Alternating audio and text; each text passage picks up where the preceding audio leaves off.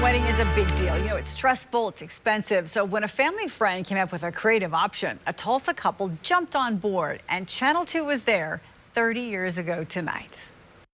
So Doug just says, hey, why don't you get married in a ship and I'll fly it? Their wedding plan started with a suggestion from a friend's dad, Channel 2 pilot Doug Drury. We had to fit the preacher and the groom and Kim in her big wedding dress in the back.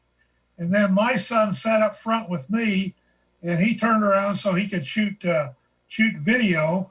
David and Kimberly Iseley met in 7th grade at Union, then ran into each other 2 years later.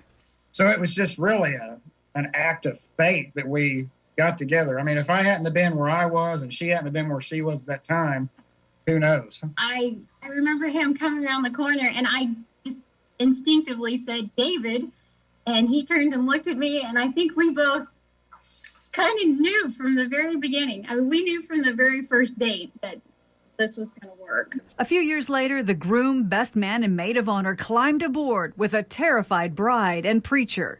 And I remember Doug telling me that it was going to be just fine. That was the first time I'd ever flown in a helicopter. Legally, they were married in the helicopter when we were, 1,000 feet over Tulsa, flying from downtown out to their church.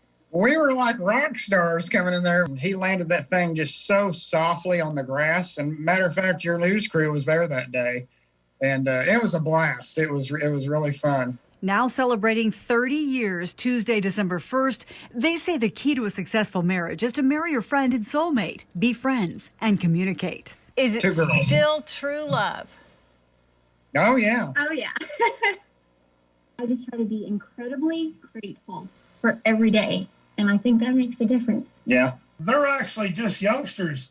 They've only been doing it for 30 years. My wife and I just celebrated our 52nd wedding anniversary in May of this year. So you do have to stick it out.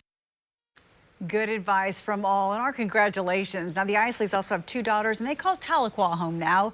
Wish we could have found the original video.